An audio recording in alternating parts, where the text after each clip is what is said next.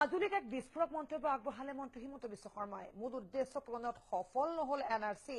সীমান্তৱৰ্তী জিলাসমূহত বাদ নপৰিল সন্দেহযুক্ত মানুহ বিজেপিৰ ৰাজ্যিক কাৰ্যনিৰ্বাহকৰ মাজতে তাৎপৰ্যপূৰ্ণ মন্তব্য আগবঢ়ালে হিমন্ত বিশ্ব শৰ্মাই এতিয়া আপত্তি দৰ্শাই সেই স্থানত নাম কৰ্তন কৰাব লাগিব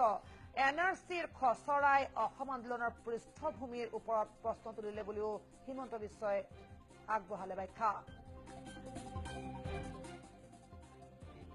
এতিয়াতো আৰু সেইটো কোনো ইস্যু নহয় হাইলাকান্দিতে নাম কাটা যোৱা নাই কৰিমগঞ্জতে নগল ধুবুৰীতে নগল গোৱালপাৰাতে নগল গতিকে যিটোৰ কাৰণে গোটেই এনআৰচিটো হৈছিল সেইটোতো ৰাস্তাত নাই এতিয়া আৰু নাগৰিকত্বৰ কথাটো চিন্তা কৰি কি লাভ আছে আচল যিটোৰ কাৰণে ঘূৰি আছো সেইটোৱেতো হোৱা নাই হাতত লগা নাই গতিকে মই ভাবো যে এতিয়া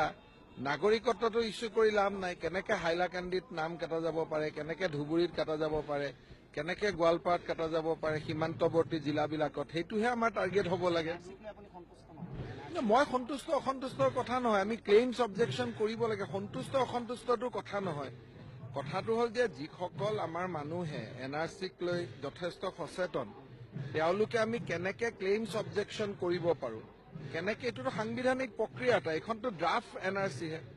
ফাইনেল এনআৰচিত কেনেকে হাইলাকান্দিত নাম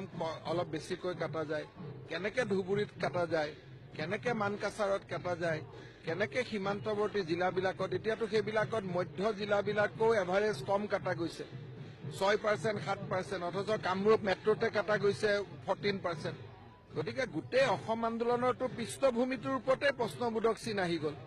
যিটো সুপ্ৰিম কোৰ্টৰ জাজমেণ্ট আছিল IMDT আইনত সেই জাজমেণ্টটোৰ গোটেই ভিত্তিটোৱে আছিল যে বৰ্ডাৰ জিলাবিলাকত জনসংখ্যা অভূতপূৰ্বভাৱে বাঢ়িছে অথচ এনআৰচিত ওলালে